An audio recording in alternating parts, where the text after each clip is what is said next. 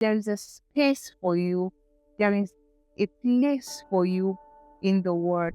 Your soul cannot experience the prosperity that is expected or required of it if you do not nurture your soul. You can't be in the noise, wake up to social media, sleep up on it, wake up to it the next morning, constantly being in other people's business. You must be intentional and practice aloneness.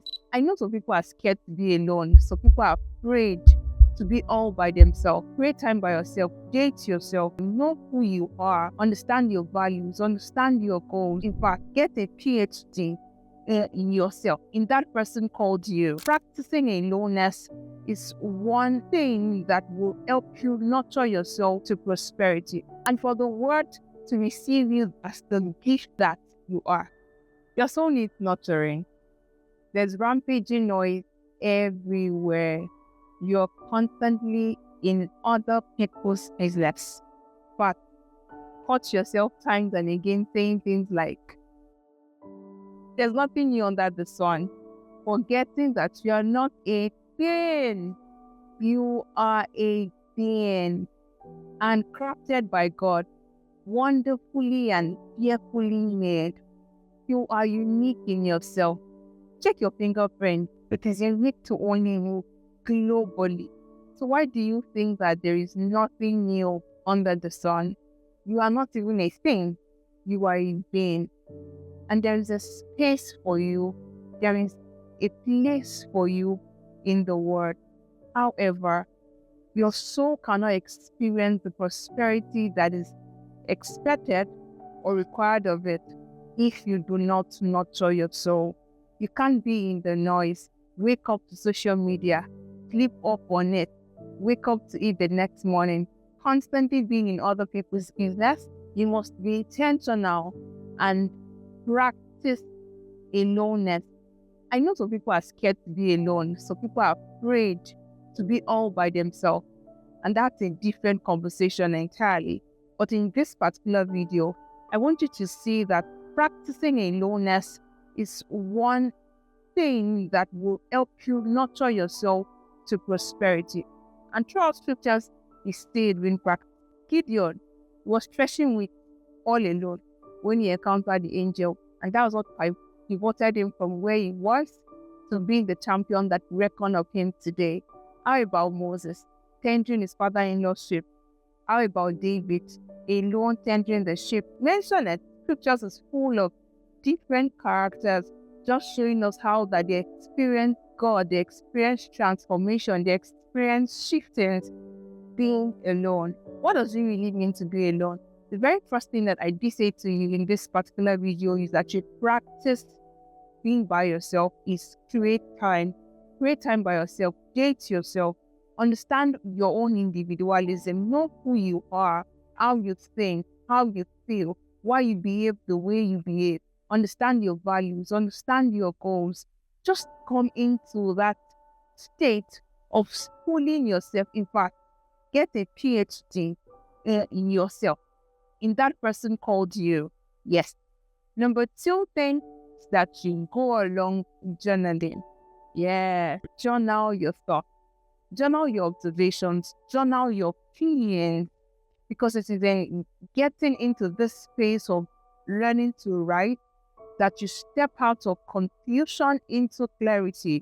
And when you are clear, you begin to experience counsel on your part and also enjoy comfort in who you are, regardless of every other person. You're void of comparison. You're just in your own space, gliding progressively and enjoying the prosperity of your soul. Even scriptures in Jeremiah 32 begins to say to us, everything that I've said to you, write it down. And that just shows us how that writing is just more than putting pen on paper. There is more to writing. There is healing when you write. The third thing that I will say to you in enjoying that place of aloneness, in nurturing your soul to experience prosperity, is that you learn to be mindful. Yeah, mindful practices. What that means is that you're present in the moment. You're not absent in your life. I also acknowledge that some persons, they are so fixated about the future that they do not care about what's happening in their current time. Yes, my future and all of that. My future and tomorrow will be better. Remember that today was the tomorrow you saw yesterday. So if you are not intentional about your current reality, your present phase, you might not be able to live in the future or in that tomorrow that you envisage. So yes, it's okay to be futuristic. It's okay to look forward to something. It's okay to be hopeful for what the future holds. But much more is that you are intentional, you're present in the moment of your life. Sometimes just feel nature. Sometimes be in your thoughts. Why am I thinking this way? Why do I feel this way? Stop running away from yourself. You cannot be an alien in your own body. The fourth thing and the very last one that I would say to you, being a nurturing act to ensure that you enjoy prosperity of your soul, is that you practice meditation. Yes, positive thinking bets positive outcomes. And so if your thoughts are not positive, you definitely would have negative outcomes. You must think positively.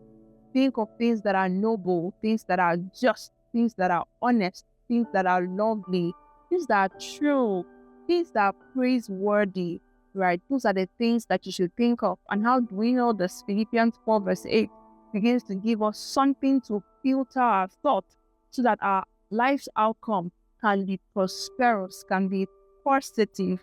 And you must learn to use this filter to create how you think. A negative thought going to come, absolutely. But when you have standard that the things that I'm going to think are going to be things that are honest, things that are just, things that are noble, things that are virtuous, things that are good report, you will begin to see how that your life outcome produces exactly how you are thinking. And I recommend this one, and it works 100% of the time. Meditate on scriptures. Yes, take one verse of scripture per day and just think through it. More than the wellness and the peace that it brings to your heart is the outcome that will bring to your life. Take one scripture per day and think about what's God saying here. What's the scripture trying to tell us? And you just brood about it. You just think about it. In scriptures, even in Jesus' journey on earth, we see him take himself out of the crowd, get himself out of the crowd to secluded places just to enjoy quietness, just to be with God, be with himself, right? Reflect. These are important things that you must begin to practice for you to nurture your soul, for your soul to enjoy the prosperity that it deserves, and for the word to receive you as the gift that you are. So let me say, stop minding other people's business and stop being in the noise. It's high time to begin to practice aloneness. I have made a video that has to do with defeating self-limiting thoughts. I trust will be attached to this video. You want to see that video so that you know how to address self-defeating thoughts, right? And you can ensure that you're thinking right so that you can live right. Remember to subscribe, give a thumbs up, and leave a comment. I'll see you in my next.